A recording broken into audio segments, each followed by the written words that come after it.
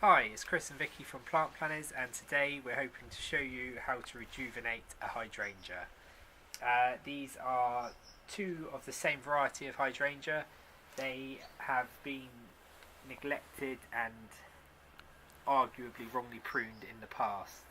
We did have good flower last year, but they're getting to a point now where they're getting a bit thickety, and we've got risk of sort of losing the flower if we allow any more of the old growth to continue. Hydrangeas go on a 3-year plan. You have the first year growth, which does not flower. That will grow into second year, which then will flower, and onwards and onwards. The second year obviously flowers, and then the third year we allow to flower. We don't allow to grow into the fourth year. We prune that back down. These two hydrangeas, I've started to take the dead out of the bottom of this one. Just here, as you can see, it's a lot clearer than this one, which has got a lot of dead from last year and probably previous years still left at the base there. I've decided to take that out first. It gives you a good idea of what's left. It also shows you, you probably can't really see it, but at the bottom here there are new hydrangea buds coming through. We are in the second week of February now. We are in Dorset. It is a lot milder down here than the rest of the country. Only a couple of weeks ago there was snow, so you would not be able to do this elsewhere. But here we're at a time where the buds are already starting to burst into leaf. So if we leave this any later, it's going to be in full leaf and a lot more difficult as to see what to do. The first thing that we'd like to do is take out these older stems. You know they're older because they're a lot thicker at the base. You've got the first year growing up into the second year, and even up here into the third year and onwards. We want to take those out to give the first year growth a lot more room. There's a first year bud in here, there's a few more at the base there. We need to allow them more air and space so that they can eventually flower. So we're going to take these right down as low as we can, take them completely out. This one as well. I think in a minute I'll probably try and cut those a little bit lower, but looking through, there's an older one here.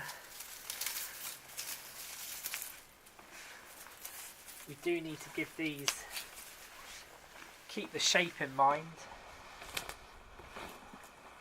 We don't want it to be lopsided. It can seem a bit brutal, and to be honest, on these ones, these have been pruned a little bit too high in the past. They've been cut right down here, which last year they didn't flower, which was why. I'm just going to take out a couple more of the older ones. There's one in here I want to take out.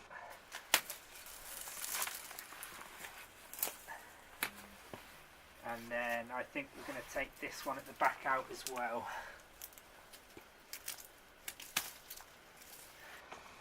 I'm just doing this with secateurs, but you can obviously do it with loppers if they're a little bit harder. So we've been left now with quite a good shape. There's some good flower heads still on here. Now the mistake people make by deadheading is cutting it too low, cutting it down here. You're cutting off this year's flower buds. These are the ones that are going to flower this year. So we don't want to be cutting it down here. We want to literally just be taking the flower heads off all the way over. We leave the flower heads on for frost protection, but it's not needed now. So we're just going to snip these all the way across so that there's room then for the new flowers to come through. It's quite a quick job, doesn't take too long, but this means we'll have good flower this year, but also plenty of room and air for the new buds to come through. So if I stand back, it's quite a nice shape. There's one dead. I've missed a dead one there, look. So we'll take him out.